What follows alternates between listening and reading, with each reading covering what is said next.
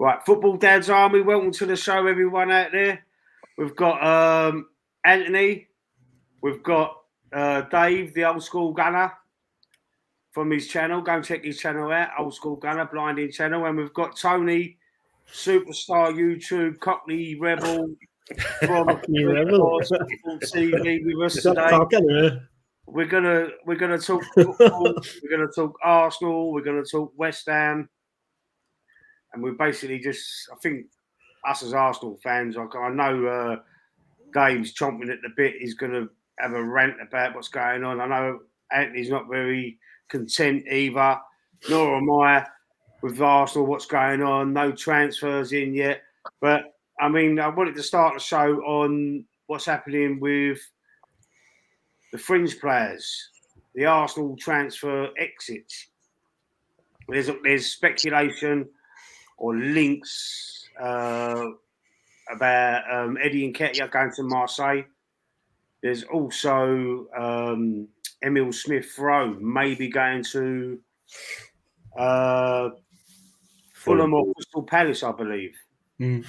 So, what do you reckon of that? Do you reckon that's going to happen? Do you reckon we should sell Emile Smith-Rowe? I know I don't want to sell him, but Eddie Nketiah, I can't wait to see the back of him. It was reminding me of the Ozil saga, when he just stayed too long and he was shit and he weren't worth the paycheck he was getting, in my opinion, and I really wanted him out. So big up to McManus Gaming in the chat. And let's start with you, Anne. What do you think? Do you think these are going to happen? Is anybody else leaving? Have you heard anything? There has been rumours that there could be a few players departing. The first one you just touched on was Emile Smith-Rowe. Personally, I don't want him to go. I think he hasn't been given a fair crap of the whip when he came back from injury last season. Hasn't really featured much in Mikel Arteta's plans, as we know. He's only played a couple of games last season, which personally is not enough game time for him under his belt. So maybe he can look into that one. But listen, if it means Smith-Rowe is going to leave to either join Fulham or Palace, then he should. If it improves his gameplay, then yeah, he should leave. Even though I don't want him to, but he should leave just as for his career. So I get that one. Eddie Nketiah, why haven't this deal been done yet? Marseille, Fulham, Wolves, Palace, West Ham, let's chuck them in there. Why haven't they even bothered in signing this player? Reason why is because they want 50 million for him. Who's gonna want to pay 50 million for Eddie Nketiah? He's academy player, yeah. Whatever we get for him is a bonus, even if it's 25 million. Yeah, I was literally just selling, get him out the club, and then that frees up 100 grand a week on our wage bill, so we can actually bring in enough that can go towards another player, a signing that we can do. So I don't know why Mikel Arteta keeps refusing these 35 millions for Eddie Nketiah, because if you ask me, it's scandalous. Yeah. The rumour is 25 million for Marseille plus add-ons. Get rid of him. Get him shot. Get him done. Get him out of the club. West Ham, Tony's team down here, they it was either last week or the week before, they actually bid for one of our players, Reece Nelson. Yeah. 23 million. Same again. He's not playing first team football. He can't get over, he's Saka's over him. I mean, you could put Martinelli if he plays out right. Trossard if Trossard ever plays out right for cover. Do you know what I mean? So there's so many options there that's in front of him. Why did Mikel Arteta agree a deal with West Ham to sell him? It's a bonus. Do you know what I mean? We've made money, 23 million. But what makes it even worse, West Ham is now actually gone in for another player. I can't remember his name. In position, and it's costing West Ham more money than what they offered us for Reece Nelson. Duran, that's it, Tim. Yeah. So to me, it don't make sense. Thomas Partey, that's another one I read today. He could be on his way out the door. So it makes you think. should we sell Smith Rowe? But we've heard it before, and Dal, Arsenal fan, across the pond, American Arsenal fan, he thinks if we get a striker and Thomas Partey leaves, Kai Havertz is going back into midfield. And it won't surprise me if that happens, which he shouldn't. Kai Havertz should be up front in the box as that poacher where he was towards the end of last season, scoring goals, because we couldn't find the right position for him. So hopefully we can sell players and we can bring in a couple as well. Another one, sorry, Lee, I know I'm ranting on a bit. Another one that I heard was Fabio Vieira. Mikel Arteta doesn't want to sell him. Even though he had limited game time last season, he thinks he's got something to prove this season. So apparently, Fabio Vieira fits in Mikel Arteta's plans. I don't know why, but this is what he's saying.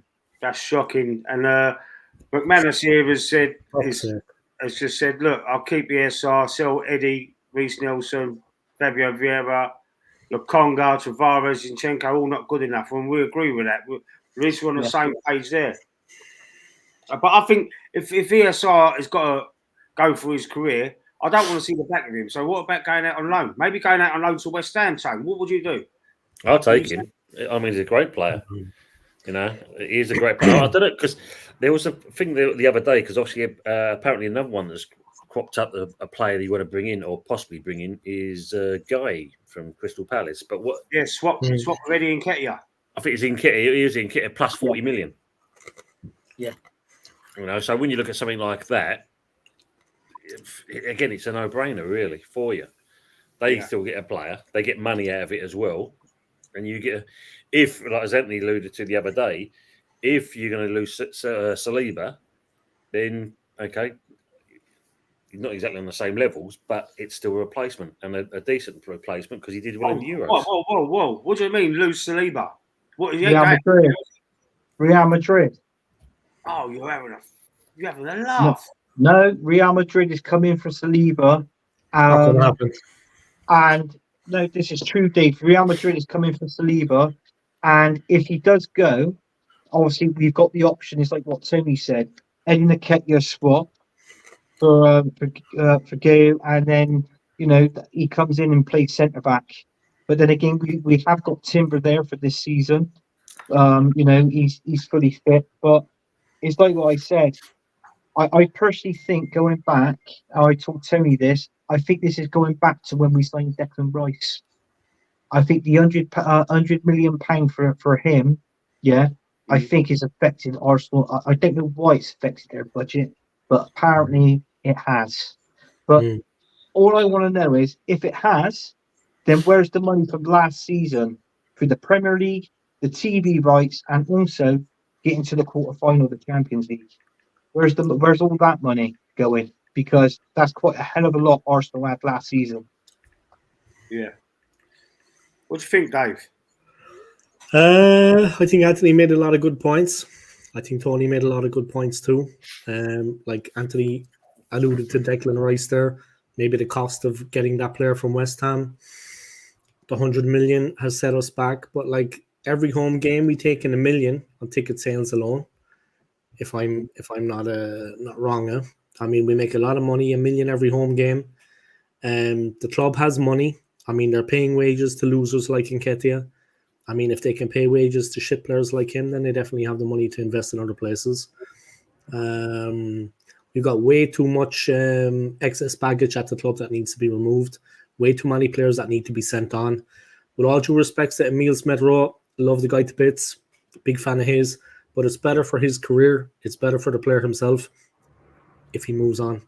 And it's better for him himself. You know what I mean? And his career. It's not just about Arsenal Football Club.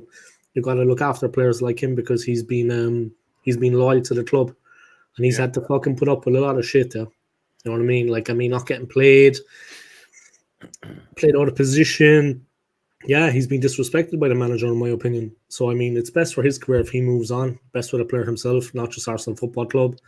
I am very, very disappointed in what's been happening with the transfer window. I'm not going to lie. The kind of Euros, like McManus was saying to me a couple of days ago, The Euros kind of painted over things for the moment and it kept us occupied. As soon as that came to an end, we kind of came back down to earth with a bump. I mean, the league starters around the corner. We've also got Champions League again. 2 second-place finishes. It's not worth shit to us, really.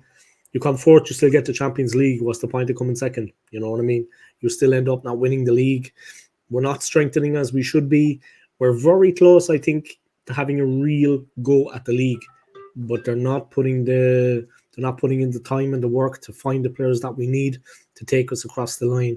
Calafiori, I don't know about any of you, but I never heard of him before the tournament.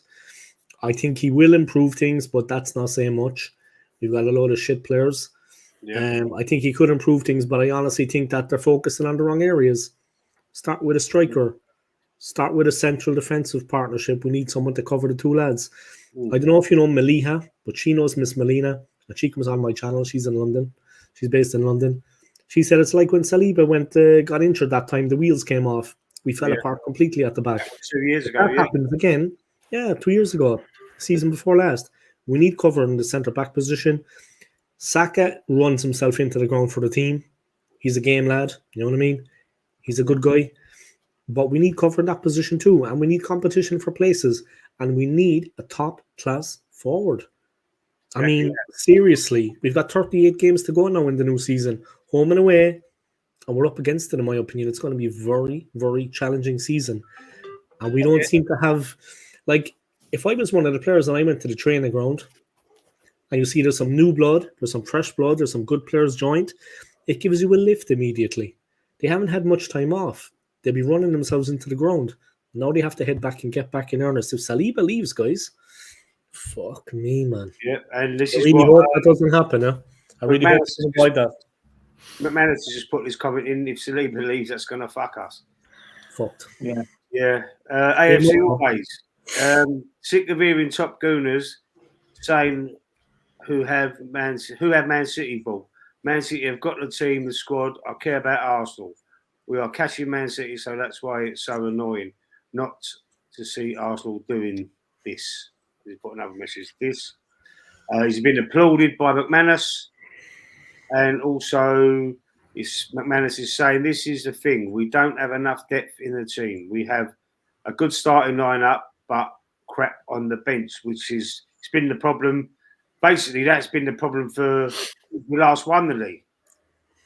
We've not had we've had a decent team for the most part of it, but we've not had the backup on the bench that's that could adequately replace an injured player or change a tactic drastically and make a difference. And this is where we fell off because we've not done enough of that. I don't think over the last 20 years. So and that has been the problem. It might be a money thing. They're saying that the stadium, hindered us for God knows how long, but I don't believe that. I really don't believe that. What's the matter? Sorry, what's the matter?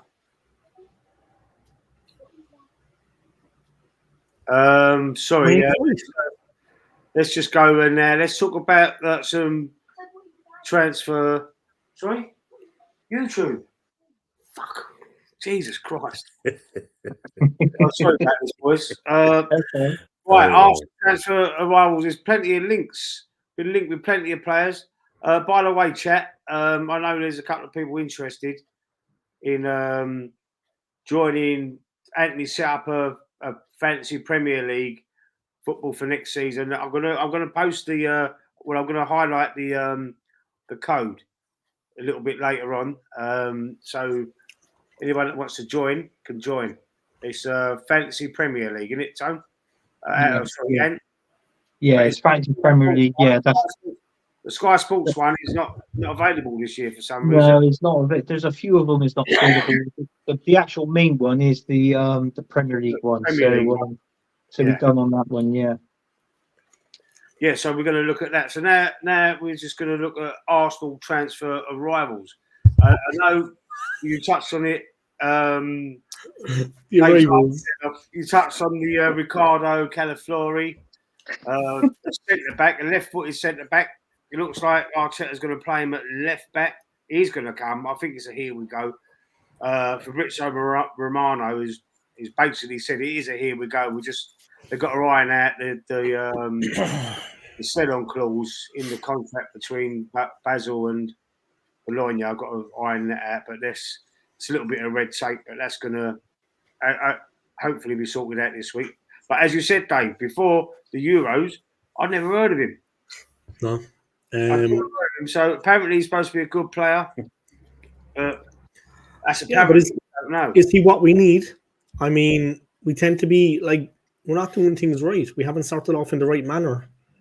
Getting the players we need to strengthen the squad. I mean, they're looking at him, fair enough. We might have to fight off a bit of competition from Real Madrid, I've seen. If Real Madrid came in for me, guys, I know where I'd be going. I wouldn't be to the fucking Emirates. I'd be going over to the fucking Bernabeu. You know what I mean? I mean, if Real Madrid are coming in for him, he's going to go Real. It's a no-brainer. I mean, come on, like, he's going to get his game. He's good enough. We need to focus on where we need to strengthen, yeah. And I've just been disappointed with the whole action of the club. We're moving like a small club. Aston Villa, they are doing some serious business. Now they've got Onana from Everton. Yeah. You know, he's their second highest signing. The second highest fee that they paid for a player has been for Onana, 50 million. I think he's a fantastic player. The players are out there. Yeah. The players are out there, guys. The players are out there. They sold Douglas Luiz and they replaced him straight away. So, if Villa can do it, why can't we? The players are out there. Yeah, with all due respect to Aston Villa, they're not Manchester City. You know what I mean? With all due respect to Villa, they're going to beat us home and away next season, in my opinion. Well, again? They've got the Indian sign over us. You know what I mean? They always put it up to us. Yeah. I don't think people realise. I think our chances, like the 2 second-place finishes, were as good as it gets for now. I can't see Arteta winning the league with us. You know, I was talking to someone recently. I went to America 5 years ago, guys, and I only thought about it the other day. And I went to a football store called Pele Soccer. I was in Florida. So I went to Pele Soccer, and I picked up the Arsenal home jersey. The fella behind the counter, I think he was in love with fucking Arteta. He was practically humping his leg. He turned around and was going on about fucking Arteta. He thought he was the Messiah. I was like, what's he blown on about? I had the ex-wife with me at the time, but I fucking destroyed him anyway. I turned around and I said, he was a shit player. He's a worse manager. I said, mark my words. I said, we will never win the league under Mikel Arteta. That's exactly what I said to him. And I was getting a bit fucking shorty like. I turned around and said, we will never win the league. 5 years on. Yeah. And like last season and the season before, I know we were second, but in my opinion, the gap was bigger than a fucking point or whatever. You know what I mean? It was inevitable that they were going to win, no matter what. It's just, I don't know, man. I just think Arteta, one more season for me anyway. Look, he's probably going to hang on longer than that, but I can honestly see it becoming another 20 years before we win the league. I don't think we'll win the league again in my lifetime, to be honest. And I'm still a young man. I think we've got a chance. Let's say we're doing a transfer market. Not with Arteta. Arteta has bought 8 keepers since he's been in charge and sold the best keeper, Emi Martinez. Tony, sorry, no. You're a West Ham fan, bro. How do you see things? How do you rate Arteta? Sorry, no, Lee, bro. Lee's, sorry, not Lee. I mean, Arteta basically, for me, he's got no management skills. And, okay, the last couple of seasons, you've managed to... well, I say it's more the players than Arteta. You've actually kind of managed to get yourself up the top end of the table, but you're still missing. There's a little bit of edge that you're missing that's going to get you over the line to win this title. And you've seen that the last couple of seasons. I mean, you know, me and Anthony have talked about it many a time. But when you look at the 3 games you lost the season before, you know, the 2-2 draws that cost you last season, as Anthony said. It's a factor of Arteta mucking up with it, you know, changing the team around that cost you that, you know, which effectively, again, cost you the title. The problem is you've got players in there that's, you know, I mean, after you got rid of Cedric and you got rid of El Neni, which was part of the woodwork. They've been there so long. But even still, though, I mean, why keep hold of these players when you're not playing them? It just seems pointless having players sitting on the thing, collecting wages, and just sitting there thinking, I've got 50,000 coming in. That's all right. I can just sit on this bench doing fuck all, basically. Smith Rowe for me, again, is wasted. I can't see him getting any game time with this manager. So for me, he should move on. As much as you don't want to lose him, but he should move on. But if he wants to better his career and not being funny, if he does want to feature in future plans with the England team, then he's not going to do it with Arsenal. They're not going to progress it, move him on from that point onwards. In Nketiah, again, another one, sitting on his arse, getting £100,000 a week. He ain't bothered. If I come on, if I come on that, I'll try my best. Oh shit, missed a shot, open goal. Fuck it, missed a shot. Don't worry. I'm more upset about him having Omri's number. Sorry, Tone. I'm more upset about him having Omri's number, 14. But that's your manager, Lee. That's your manager's done that. I wasn't even happy when Walcott got it. Walcott got it first, didn't he? Yeah. Yeah, I mean, that Walcott one, when you look at that, I mean, from how he was at Southampton and then coming to Arsenal, Wenger played him in a completely different position. Yeah. So, again, the progression of that player, what could have been, Wenger saw a different path with him, and this is the problem with your club. I mean, this is, I think, the reason why you're kind of struggling so badly, because it seems, again, you've got a manager that kind of does enough, and that's as far as he's happy with it. We know he hasn't got a plan B. We've seen that in many games. If things are going south, he just sits there or stands there and just kind of does all that. That's not going to change the team. No. You're missing certain players. I mean, you've got Ramsdale that, in certain respects, didn't do no wrong. Raya comes in and all of a sudden gets handed number one, and you get Arteta kind of giving you cryptic clues by saying, "Well, he's got to be this." Nah, at the end of the day, and that again, you've got another player sitting there wasted. You've had the situation with Martinelli. What's going on there? That's for me, either the player's head's turned, or it's one of those he's out of favour with Arteta again. You lost. I mean, Guendouzi. I mean, for me, he's a typical Arsenal player. Middle of the park, biting at people's ankles, putting himself about, etc. Says something, gets the manager, and he's out. He's gone. And he goes to another club, and look what he's doing. So he ain't doing. It's your manager. He went to Marseille, didn't he? I believe so, yeah. Yeah, he did. He moved to Marseille, yeah. Yeah, I think he's gone to another team now, but it's like the team, the players, what Tony said, they've all left Arsenal, but they've all won trophies. That's what I mean. And we haven't won nothing. Yeah. He won the Bundesliga, didn't he? Did they go invincible? Was they invincible? No, I think they lost. They lost near the end, I do believe. I thought they were invincible. I think it was was it the last game? I think they might have lost the last game, I believe. Oh, right. Drew or lost. McManus is talking about, obviously, Ricardo Calaflori.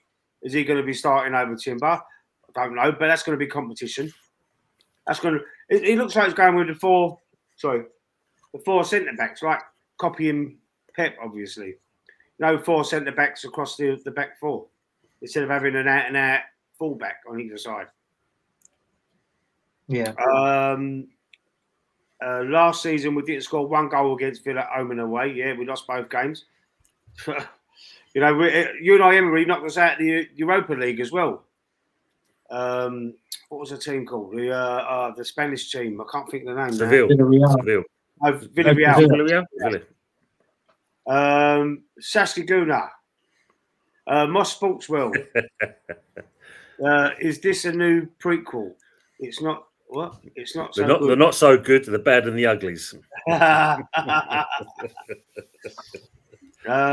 Big up to you, Moss. Big up, Moss. Big up, Moss. Eddie to make it Marsenal again. Those people. AFC always. Arteta needs to know how to utilise players to their strengths, and he hasn't got it in the locker. Style of play. Also, learn more about the game management and management of players. Yes, good point. Very good point. Timber looking like a full-grown oak tree now. Well, he's in shape and ready to dominate. Let's hope so. Let's hope so. And he could play midfield as well. Julian Timber apparently, like Zinchenko, can invert and play in midfield. So that's probably why. Don't mention it in the same breath as Zinchenko, bro. Fuck's sake. Villa, but yeah, we were talking about what Villa are doing. They're doing bits in the trade. Man United also signed 2 players. They signed a defender, something Toro. Never heard of him. And Joshua. But Man United signed that's another player Arsenal was looking at. Joshua Zirkzee. Another player I ain't seen myself. I've heard good things though, but I haven't seen much of him. Let's just do some more comments. McManus, getting rid of Guendouzi was ridiculous. We needed that shit ass in our team. We had that in Guendouzi. Yes, we did. He was. Remember when he grabbed who was the Brighton player? Grabbed him by the throat. Do you remember that? But then he got a bit flash and went. I think that was Arteta he caught by the throat. That was Arteta. That would have been better. That was a different game. It was a Brighton player. I'm sure it was a Brighton player. Yeah, look, was a Brighton player. Malpay. Malpay is. He went, I earn more money than you, didn't he? Dickhead. Something like that. This, he's picked by AFC. We could go back 3 easy now. Oh, you're talking about Timber. Okay. I'm looking forward to Timber playing, I must admit, because I mean, you don't wish that on any player. You know, so early into the season, get an injury like that basically could have finished his career. So I'm glad it'd be good to see him come back into the team and that, because I think he looked good. You know, from what I saw, strong. Yeah, absolutely. So with that, strong. I mean, but as I said, when the end of the season came, why the hell did you put him on a sub and bring him on the pitch? He's just got back from recovery. Fucking leave him. Wait until the pre-season, then play him. Yeah. We were saying that. You can sit him back. We were saying that. All of us were saying that, weren't we? We were talking about it. And Anthony said it as well. Like he said, I hope just leave him. 1 game left. What's the point? What's the point of bringing him on for this 1 game? So he's been off. He played the first game of the season and the last game of the season. Can't see the point. Well, I wanted to ask you, what do you think of this saga that's going on there between us and Arsenal and Barcelona over Nico Williams? And then there's a player there that he scored that goal against Germany. Was it against Germany? Who was that goal? Who did he score it against? I think it was Germany. Yeah. It was Germany. It was Germany. That top quality to win it in the top right-hand corner. Yeah, and obviously, the ball was Mourinho. Yeah, Mourinho. Was it Marino? Second goal. Yeah, the winner. Anyway, we've got we're linked to him heavily, and he's we've already got Martinelli, Trossard on that left. I know he can play on the other side, but he's predominantly a left-sided player. He plays on the left. So, I mean, what do you think? Would that mean, if we did sign him and we kept we kept Jesus, we wouldn't have a bad 6 players for them 3 positions at the front to rotate. Think about it, because you'd have Saka, Nico Williams, Trossard, Martinelli, Havertz, and Jesus. There's not a hope in hell he's going to sign for us anyway, Nico Williams. There's not a chance we get that player. Apparently, Barcelona can't afford him. Apparently, but I've heard another thing, and Sasky just put it in the comments. I was just about to say about they buy Nico Williams and sell us Rafinha. Yeah, I mean, to be honest with you, that Nico Williams is 50 million. Obviously, Arsenal's got the money to buy him. I think it might be wages to do with Barcelona, because going back a couple of seasons ago, they were getting they were bankrupt. Like an FFP kind of thing, because they had to offer players off their books if their wage bill was way too high. Had to let Messi go. Remember, he was crying.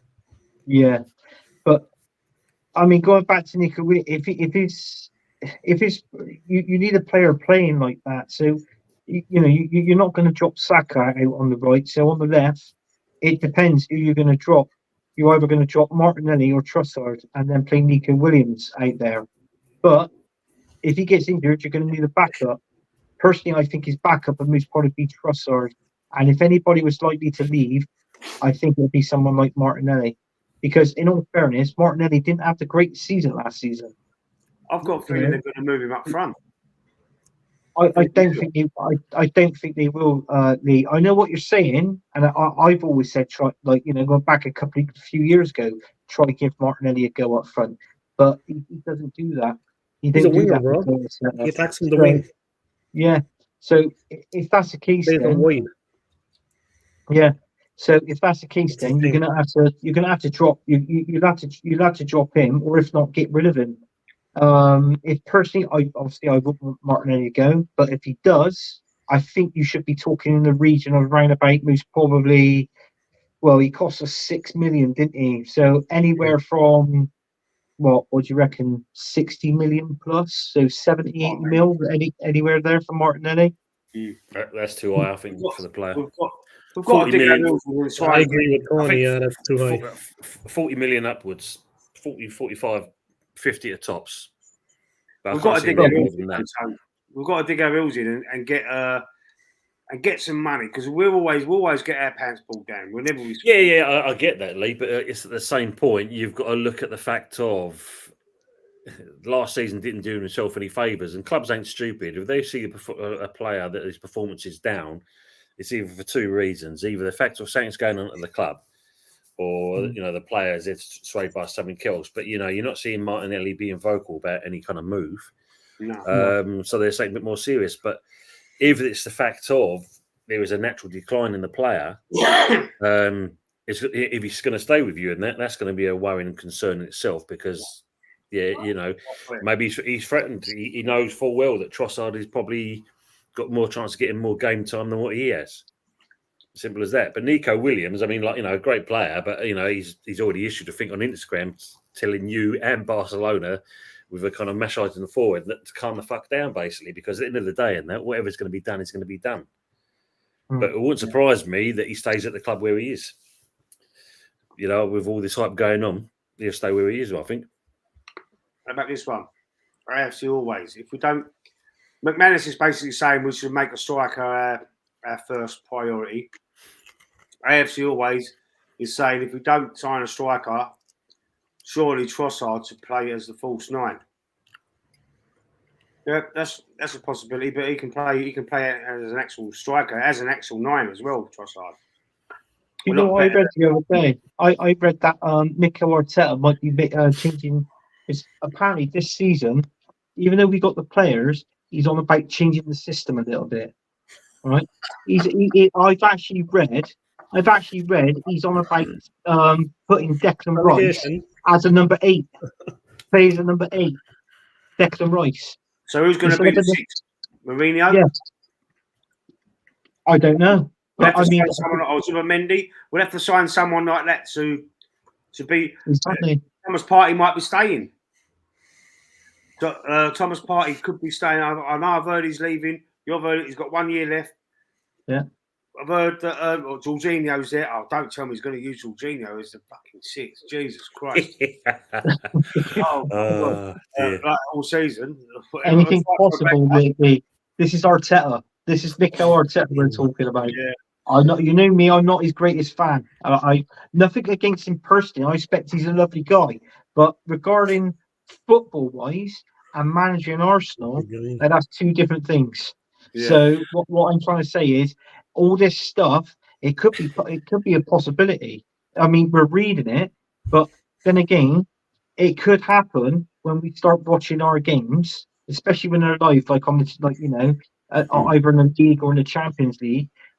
What I've been reading, and if I start seeing some of that in the game, I'm thinking, bloody hell, because there's no way I would play Declan Rice as a number 8. No way. Do you remember when you was kids? You used to get the little mystery bags and you open them up and then you got whatever. That's Arteta's tactics. Yeah. Right. While I've got some viewers, I just want to say, our good friend of the channel here, Anthony, has created a league for Fantasy Premier League. For anyone is interested in fantasy football. McManus showed a bit of interest. I don't know if AFC always or Saskia Guna, Moss Sports is interested. But the Fantasy Premier League app, and there's a code to join our league. What's the league called? Is it YouTube Champions? What was it called? It's called Emmerdale. Champion Streaming League. That's what I've called it. It was a little thing literally come off the head when I done it. But Moss will do it because I was actually in the same league as Moss and Miss Melina. I was actually in their league last season when we were doing it in the fantasy football league. So Moss will definitely join. And he did the Euros one as well. So I went into that one. Yeah. As well, so. All right, wicked. So we've got this. There's the codes there on the screen right now. It's probably going to go off, but I'm going to leave that up for a bit, and I'm going to read some. When I've read the comments out, then it'll be there for a while. So just jot it down, and anyone who fancies it, join the league, and we'll have a little battle, and we can have a little. We can talk about that as well. We can have a little section every Tuesday about the fantasy football. So that would be good. I rock fantasy. Yeah, he loves it. He loves it. He rocks it. He loves fantasy football. All right. Oh my gosh. McManus Gaming. McManus has just joined Tone. Anne, sorry. So I keep saying Tone. That's right. I get called the same name. You know, I mostly get called prick from the missus, but that's a different story. Not it. Yeah, that's funny. Yeah. That's funny in Only Fools and Horses. You know when Trigger keeps calling Rodney Dave. Yeah. Yeah, that's it, yeah. Who's Dave then? What about you, Dave? Yeah. Dingle nuts. McManus is dingling you off again, Dave. What's that? Dingle's nuts. He's dingling you off. Calafiore. That's what you used to call your team. Back free study. Was it? Or Gabriel, Saliba, Ben White, and Timber, right wing back. Yeah, right wing back. Yes, the defense look. It could if Calafiore is what he says it is what everybody says he is, and Julian Timber as well because I haven't seen him. He is what he says he is. The defense is sweet. Defense is sweet. There's no way I'm playing. There is no way that Ben White should be playing centre back. No. Absolutely right, centre back. If they go with the back three, he'd be like a wing back, wouldn't he? He's not suited to that. But I prefer the four. So give it.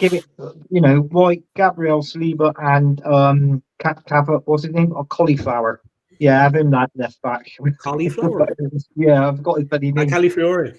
Calafiore, yeah. Calafiore. And a leak in midfield. Yeah, but. Oh, look at this. Barca saying they're getting Almo too. Yeah. So they need some make sales. Yeah. They want Marino, they want Almo, and they want Nico Williams.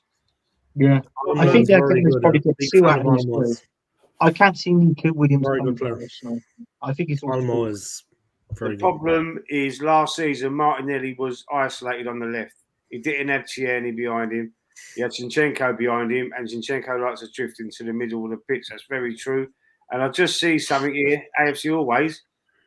This is very true. Martinelli never looks up when he's running with the ball. He always looks in. He's always looking down. He's always looking at the ball when he's running. Yeah. And this is why he struggles out there on the left because he's there, he's looking down. But you've got to think, this left back, I don't want him playing inverted. Who invented the inverted system is crap. Don't play it because we don't do that on the right. If you notice, when we got Ben White and Saka on the right, it's overlapped.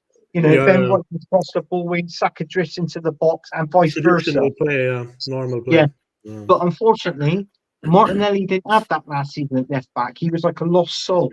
And I always keep saying this, but now with this new guy coming in, or maybe Timber, do you know what I mean? If you've got that overlapping thing going on, it doesn't.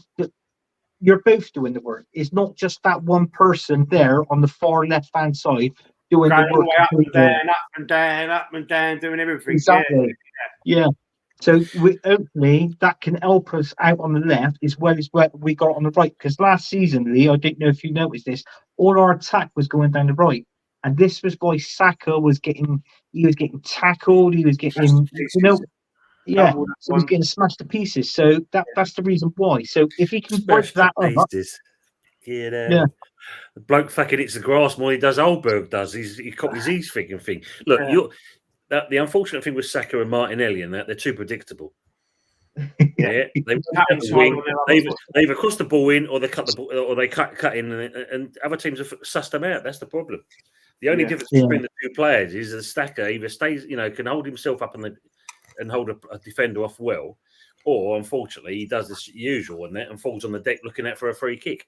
But he does go down. He does go down a bit too easy. I'm not going to lie. He does. In the final against Spain, it was embarrassing. In the final against Spain, even my friend was saying it to me. He did it with us at the London Stadium when he looked for a penalty in the 18-yard box when he tripped over, but no player touched him. And it's like there was a bunch of foulers hacking him down the neck. Trouble is, dude, I'd say he's a top quality player, and he knows he is, but he lets himself down. With all this stupid, like when it's got to be like a slightest knock, and he does go down too easily, and he's rolling around. He's looking at the ref, man. He's looking at the ref. Yeah. As he's going there, Dave. Yeah. He's looking at the. Come on, man. He's looking at the ref, and it's like, but let's just answer this question, guys. They're playing like the Italians. Big up to the Blue Baron anyway. When will City get punished? Well, the court case starts in November. It starts in November this year, and it's going to be settled by the end of the season. This is the information I've heard. So we won't find out the punishment until obviously the end of the season, but the court case don't start till November either. So, but you do know this season is Kevin De Bruyne's last season at Man City. Yeah, he's got. And regarding this, he'll be gone. If the worst outcome comes, Haaland will be gone. Pep would be gone, and all the other top quality players would be gone. So that's like what I said. So if I was Man City fans, I won't get too hyped up, and in a minute I would just keep stum and just see what happens, what the outcome is until November. Because if the shit hits the fan, that's it, and then we'll be having the last laugh. In all fairness, you're all going to abandon a sinking ship like they done to West Ham. Yeah, when they all left, Michael Carrick, Joe Cole, Jermaine Defoe, all them boys left when you got relegated. Do you remember that? Obviously, you do remember it. I remember that, because Glenn Johnson was the first one in the newspaper. Like, we've got to stick together, lads, and get ourselves back up there. Glenn, Chelsea wants you. Did they? He was gone. Yeah. Like Ashley Cole. If you ain't already, there's two of the guys on the panel who've got their own channels. We've got Dave, the old school gunner, and Early Doors Football TV, bottom left, Tony. Check their channels out, blinding channels, do plenty of streaming. Hey? I started getting good at this now. I didn't know. I keep getting it right. Hang on. When you kept doing that, Anthony, that was the problem. That was the problem. I was giving it this, that. Right, there's Tony. Early Doors Football TV. Angle your finger. Just turn it. That's it. But come back a bit. That's it. Angle it. It's all back to the front. Anyway, it's back to front. Like, dang. Yeah. That way. No, that way. Yeah. I think, Tony, when you see me on stream, I try and do this. I know I'm trying to point it Tony that way, and then I go.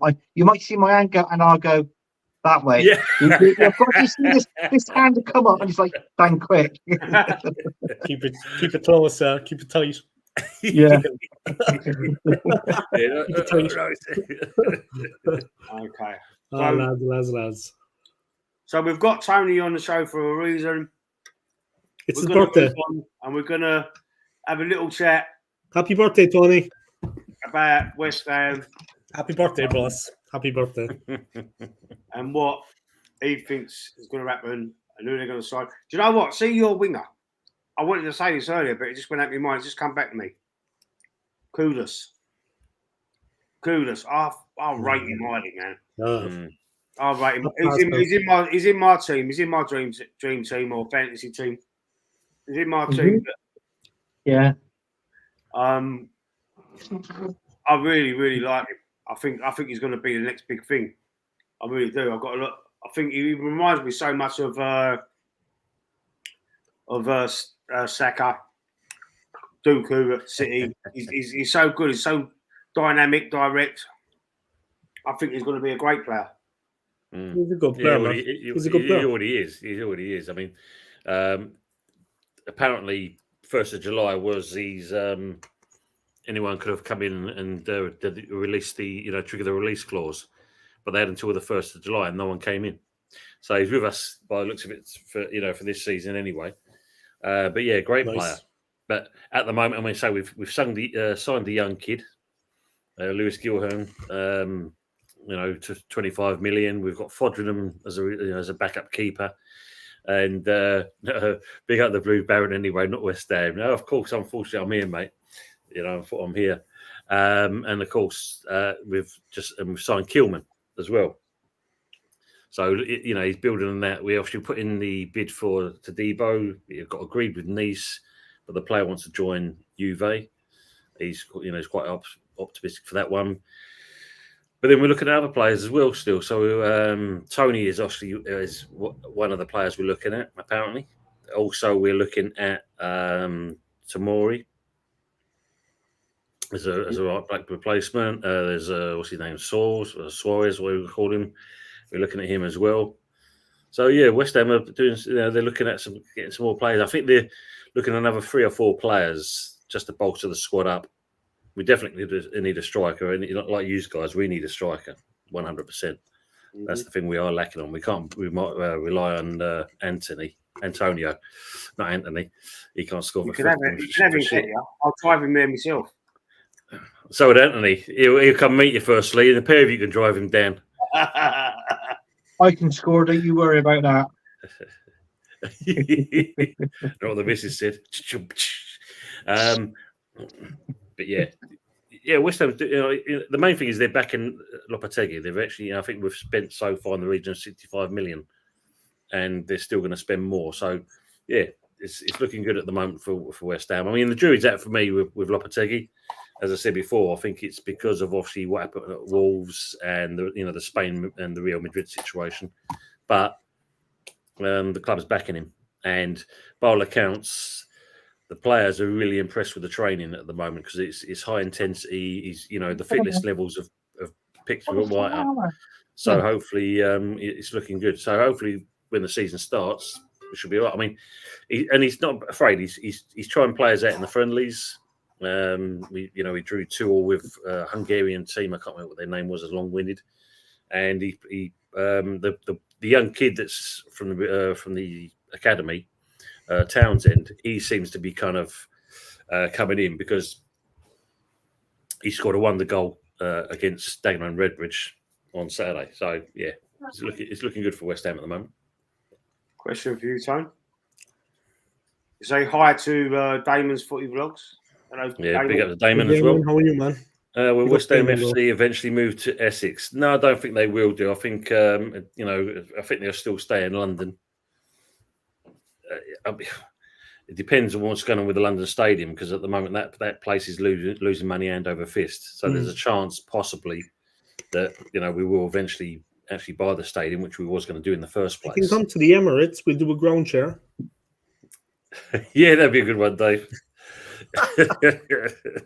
Got more chance to go ground share with Leighton Orient, I think, at this stage. Yeah. But yeah, I mean, when you think we pay 4 million in rent for the London Stadium. Basically, it's the fact of everything to do with like all the catering and all that stuff is done by the actual company that owns the stadium itself. But yeah, I mean. The one thing for West Ham fans at the moment, we covered it on Sunday's stream, is this bloody ticket concessions thing. They're going to boycott the Betway Cup because at the end of the day, regardless of who you are, what age you are, you're going to pay the same price. and it's affecting a lot of your clubs. Even you guys, Arsenal are getting the same thing. So we'll see how it goes from there. Yeah, I didn't know. I didn't know there was something going on with the London Stadium. This was news to me today. I didn't know that there was a problem. I mean, I was surprised when they did move West Ham because, I mean, I know Arsenal moved from Highbury. It's like the spiritual homes. But was it because I think they couldn't build on top of it, make it bigger? With Upton Park, the problem they had there, you had Priory Road, and that was where the bus station was. So originally, what they was talking about doing at one point was building the stand to go over Priory Road. So the buses would have a tunnel underneath. Yeah. You couldn't build out towards, what was that called then? But the north stand, because basically you had a block of flats behind that. Yeah. The south stand, or Barking Road. The Barking Road side. You had basically the service road and also then obviously you had all the shops there as well. So what they did, they bought the church and they bought the school. So what they was going to do was from being Upton Park being like that as it was currently, they was going to turn it around this way. But the cost of that would have been astronomical. But that was part of the plan. Of course, when the Olympics finished, them and Newham Council decided they was going to buy the London Stadium, and basically it was a done deal. But the problem was you had Levy with Spurs. He was struggling to get support from Haringey Council. So of course, and then you had Barry Hearn at Leyton Orient, both putting their pennyworth in. Yeah, I remember that. Then you had the scandal with apparently the Spurs with the spying and all this kind of stuff. Yeah, in all this business, and then before you knew it, it was a case of okay, we can't buy the club, so we got I think it's a 99-year lease on the place, and say from originally originally I think it was 2 million in rent. We upped it by another million, and then we got up to 4 million so far. But I think it's LDDC, I think they're called. They're literally losing money hand over fist on the stadium. Wow. Okay. Yeah, I'm sorry to hear that. Really, I'm not sorry, mate. Because at the end of the day, I think if you look at it, I mean, if we are going to stay at the place, because the original plans were, if they bought the place itself, they would have actually change the stadium around. Because the thing is, with the London Stadium at the moment, see the board turned around that the seats will be the same like at Upton Park, right on top where the pitch was. So when you look around the bank of London Stadium, there is these seats that are underneath, between where the fans sit, but they're just sitting there doing nothing. Okay. There's a question for you. What was better, Upton Park or Upton Park here? All day long. I would say the same about Highbury. Because it was more spiritual. It was, Well, you was what on top of it, Atmosphere, man. Atmosphere. I mean, what was the? I think it was the main entrance stand, wasn't it? But there was a gap there by the pitch and the fans. There was a gap. Whereas Upton Park and that, we was the fans came all the way like the chicken run. Yeah, the chicken run on the thing itself. But at Highbury, there was, say, the main stand. There was I don't know what it was all about, but where you had the pitch and you had the walkway, and then you had the seating area, but there was a gap in between. So you lost quite a bit of seating there for some reason. I don't know what that was all about. Yeah, I think they refilled that with that. Do you remember that screen they put in the corner in Highbury, just to sort of block that gap? Do you know what I mean? Yeah. That was for the screen when at Highbury to block that gap. Yeah, but I can remember it's like it was like with Tony with West Ham. years ago, it came back to me obviously in my head when I was little. My mum had a relation that lived out in London, and she actually lived in it was one of the high-rise flats by Upton Park, and you can actually step out onto the balcony and watch the actual game being played. And I can remember doing that. There was 3 flats. There's 3 block of flats. Yeah. Three separate flats, 3 buildings next to one another, and they were the one in the middle. So you had a good view of through the gap, and you can actually see the game. And I think that caused a bit of a ruckus, didn't it? Because everybody was saying, "Well, hang on, we're paying for bloody tickets here. You go up in one of these flats, you can bloody watch it for free. Like, do you know what I mean? Oh, yeah. Would have come in my flat. I was like, come and watch the game. Yeah, they naked out on the balcony watching did the put a match, stop to that. completely They- naked. Yeah. That's completely naked, Dave. Yeah, they actually had security up there in the end to stop all that going on. Yeah. That like was this. my first ever West Ham game I watched. And you know what? I got to be honest with you, Tim. What a bloody boring game that was. Oh, it was absolutely boring. Who did you watch, Anthony? West Ham. Yeah, but who watched him playing who? You was playing. If I Because remember correctly, if it was Sheffield United, and that I'll totally agree with you because I've been I to two. think, well, it could have been. I got to be honest with you. I think I was round about. I think I was about 5 or 6 at the time. I can remember watching, say 6. I was 6 at the time, so that would have been 85 there onwards. So I was 6 at the time. I can remember watching West Ham down on the thing there. So, but yeah, 50 years ago, guys. It's a long time. Get fucked. And over 50 years ago, lads. And yeah, Fucking yeah, that's half a it was a century. good game. I'm just century to you and me. Yeah, but Dave, if that was game. David, that was the case then. Anthony wasn't there. He was actually knitting his dad's pants at that point, kind of thing. And his dad was watching the game. That's what it would have been. He was a dinosaur. Yeah. So, but no, it wasn't a bad game. But that was the only West Ham game that I actually watched from up there in the. I think it was my mum's. If I remember correctly, I think it may have been her great auntie or something like that. We went and visit. But yeah, I can remember it was in the flats. Behind it's you had 3 flats. Yeah, because you had a massive brick wall, and then you had the flats there, etc. I know. Yeah, that's that road along the east end. That's Priory Road. That's where. Yeah, Priory Road. Yeah. So I overlooked that and down into the stadium and onto the pitch. Mm-hmm. And I think, if I remember correctly, I think it was the one. If you look at it from outside, I think it was the middle block. That was the the one in the middle. So that was I've always got used to Anstey. But going back to football, it was it was good. It wasn't too bad. But yeah, I can remember after a while they kicked up a real fuss about that. Yeah, they got security. Some people going. Do you like this one, Tone? Do you like this? This is why you're getting it. Why they're going skint at the London Stadium, because the Arsenal made the fans leave at half time, losing.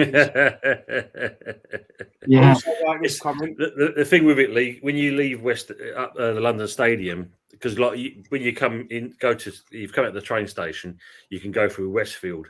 Yeah, I've been there a few times. Yeah. Straight down the thing, but when you come out of the stadium, they close all the screens off, and that you can't go through Westfield. You've got to go all the way around the houses to get to the station. You've got them stop-start-go, the stewards, fucking pain in the arse. I mean, I know the Emirates leaving there is not exactly great fun leaving the Emirates. No, it's just it's the amount of people as well. They've got a sort of traffic here, isn't they? They've got Marshall here somehow. It doesn't help. I like the name. I like what you said here. Hammer Time, MC Hammer.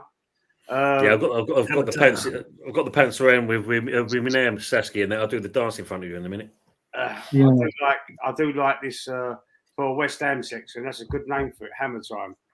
Hammer Time. It was, especially last season under boys. We got to pray just to win today. Oh yes, we pray. See, look again. Typical Arsenal fans. You know, I mean, you get 1-6-0 out of us, kind of thing. And that, what do we do? Oh, we beat you twice. So you enjoy that 6-0. Enjoy that time. Just remember the other times we beat you. You know, that's all I've got to say on that one. And that, is that the one with the ball when you would have won still 1-0? But is that when the ball went over the line? You scored from that. I remember that. You ain't gonna let that drop higher, mate. Nah. All Newcastle fans, if you're watching. Yeah, Newcastle. I'm fuming about Newcastle. That goal, oh my God. There's nothing wrong with that at all. If you watch them lines on VAR, and they're straight as a die, them lines. So I don't know what you're on about. Really are. It was over. You can see it was over. But the circumference of the ball, fuck off. VAR, his kneecap. See? Yeah. Anthony or Tony. Anthony or Tony. He did, that's for sure. It was definitely Tony down there. MC Hammer. Definitely Tony down there, yeah. MC Tom, they called him. This guy is a top right, a Plymouth Argyle fan. Are you a Plymouth Argyle fan as well? How many teams do you support? Bristol Rovers. Bristol Rovers, would it? Yeah, Bristol Rovers, Plymouth Argyle. It's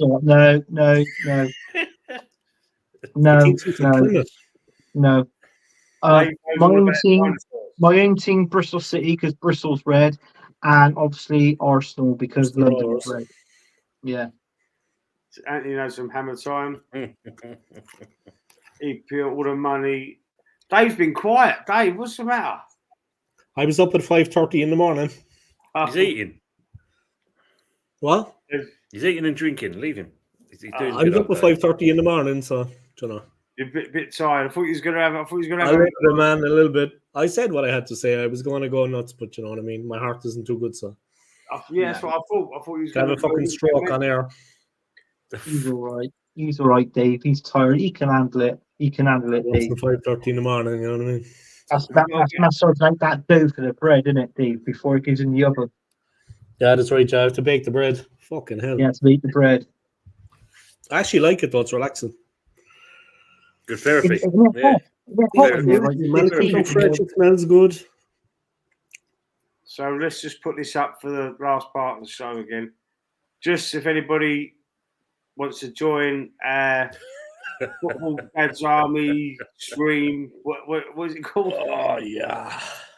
Just to try and get you to join it, Tone. What's that? What the name of the league is called? Champions Streaming League. That's what it's called. Champions Streaming League. Champions Streaming League. Yeah. It was just a thing. It popped into my head straight away like that, and I just thought, yeah, that'd do. It's a good name. It's a good name. I think McManus has joined. He said he has in the chat. Yeah. Tony, you going to join? Do you fancy it? Yeah, have a go, mate. Might as well. That's the code. Take note of that code then. Already have. I know. Dave's already said he ain't sure. He might not. But it'd be nice to have some of the people in the chat join as well, so we can do a show. We can put a little section into the Tuesday night shows, and we can have a bit of banter about it. So that'd be interesting. Did you want to tell him what the winning prize is, Lee? Is appearance on the show and £1,000 cash in it. £1,000 cash. Who's paying that? You? Gosh, Tony. I can't pay it at the gyro. Tony's going to pay it. Yeah, Tony's going to pay it. He's going to sell the painting behind him. That's a nice photo. I went to Bristol City versus Plymouth game years ago, and it kicked off. It did, yeah. I think the worst ones, I'll be honest with you, I've watched Bristol City against Rovers. It kicks off there before the game and after the game. The worst one, which I don't like and which I didn't care what anybody says, is when we play against Millwall. I can't stand Millwall. I'm sorry to say it, but I just can't. Yeah, they've got a little bit of tough with West Ham as well, haven't they? Yeah. And Chelsea. So Dave likes a good stroke on Cam. You like a good stroke? Oh, God. Hand Shandy. What's that say? Campeones. Oh, Campeones. All right. Moss will. I will. So I think we're going to have Moss in the league. A night out with Dave Gunnosaurus prize. A night out with Dave and Gunnosaurus. There's the prize. No, you're right. Yeah. Well, I'm game for that. Only if Dave wears his man bag or something up on the wall behind him. There it is. Look, there it is. Look, it's his man bag. He's nailed to the wall. Next to the spider. That man bag is going to America, by the way. I'm going to take it to the US when I'm in New York. Read of the week, suckers. Give away Bristol Rovers shirt. When I'm walking along Times Square, I'll be thinking of you lads. Yeah. When I'm having a fucking fat burger. Oh, God. A big fat fucking burger. And then getting mugged on the subway. Nice. Millwall's the only London club that actually still has hooligans, aren't they? I think they're. Arsenal has them. I think they're still about. You know, there's Arsenal has them too, man. Arsenal has a hardcore crew, but obviously the police are like, you know. It's them days are over, aren't they? They have secret meetings now. Well away from the stadium. Anthony is bringing the good days back. He's salvaging the name of Arsenal. Definitely. Anthony and his crew. Fat Burger. There's a place called Fat Burger. Smash Burger was like the new thing now. Smash Burger. I don't know if you heard of it. It's Smash Burger. No, Five Guys and Fat Burgers. They're very good, man. Five Guys in America is very good. I was there. Yeah, we got one here. Yeah. Good value for money. You do it once, though, yeah. It's not fucking healthy. Like, I mean, you don't do it every day. You know what I mean?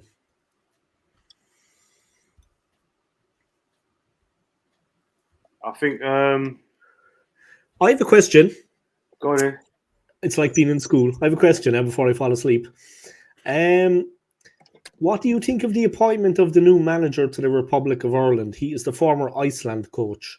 I mean, you have any thoughts on that? I mean, the guy knows what he's talking about. He seems to be a good manager. We're already qualified for 2028, yeah, because we're hosting. But still, he looks like a good coach. The former Iceland coach. I think he can get the best out of this bunch of players. We don't have players as good as England or as good as Scotland, I think, or even as good as the North. But we have a good manager, I think. It's going to be interesting. Well, I was told, somebody told me, a guy who's Irish, he said, that's from Ireland, he said that he's not that great. He honestly said he's not that great. I think he's had another, the guy that who I'm thinking of, if it is, you actually look up his stats, his reports, and look where he's managed quite a few teams. And there's a few of them that he hasn't really lasted long in the job. And by the way, the guy who told me this was this guy here. That was the guy that told me. What would you be doing with that? I don't even want to know. Well, what would you be doing with that? I don't want to know. Stains on his mouth. Say, wipe it clean. Blame him. It's his fault. It's Lee's fault. Disgusting. No comment. It's a good comment from Moss. Or even as good as Canada. Right, so we're going to wrap things up, guys. He went out of his way. He fucking printed out the photo and he put it in the frame. That's sick. That's not like you're not well, bro. Seriously, fucking shove that up your. Shove that photo up your fucking. So are you aware? I'll see you one day in England, Anthony. We'll see. So, are you aware of what's going on here? I've seen it in Dave's comments when Dave did his stream earlier. And I've seen it just come up on there from Manus as well. So I've seen the, and then of course... More chance of Cornwall doing something in football than Ireland. Ireland would beat Cornwall 25-0, bro. And they'd beat you too. More chance of Cornwall doing something in football than Ireland. Ireland would beat Cornwall 25-0, bro. And they'd beat you too. So, let's have a right. The whole... What's that say? I can't read that. Hallgrimsson. Hallgrimsson was turning Jamaica around. Yeah, Icelandic coach. They suck again. Jamaican women, all right. Yeah, they're good at sucking. All right. Oh, sorry. Nice one, Chief. Keep it clean, lads. Keep it clean. Thunderarms Herbert. Go on, Dave. Go on, Dave. Bristol City till I die. Give it that. Go on, Dave. Give it that. It's no contest. You beat me in armour for any day. Probably would. Right. We're going to wrap things up. Doesn't mean you're not strong, Anthony. Doesn't mean you're not strong. Bless everybody for watching. Bless the panel. Thank you very much. Thank you to our superstar guest, Early Doors Football TV. He's the superstar guest. Superstar guest. This is YouTube's biggest West He's the superstar guest. What are we? Fucking I'm getting on to you. I'm getting on to you. I'm only joking, man. I'm only joking. YouTube's biggest West Ham fan. Go and check his channel out. Does loads of shows. Tony's a regular on his. Anthony's a regular on his show. Yeah. And he's got Allosaurus. Look, Oh, Anthony God. at the top right there. He's a regular on the shows with Tony from Early Doors Football TV, and they do 2 or 3 times a week, I think. And we've got Dave with Gunnosaurus at the bottom right there. He's crying, Gunnosaurus. He lives on the nets. He's got a channel. Go and check his channel out. Big Arsenal fan. The biggest Arsenal fan in Ireland, I believe. Thanks for having me on, yeah. Oh, definitely better than Del Boy Gunner. There's no doubt about that. Oh, boy. Definitely better than Del Boy and Kyle. That poor dinosaur. Yeah. Who's he talking about? Anthony? Ah, the dinosaur. The dinosaur. Thought he was talking about Anthony. That poor dinosaur. Anyway, thanks everyone for watching. 50 years ago, lads. That's half a century. Join the Fantasy Premier League in that chat. Join it. Look, there's a code one more time. We're going to say good night and God bless. And we'll see you next week. Thanks, guys. Arrivederci tutti.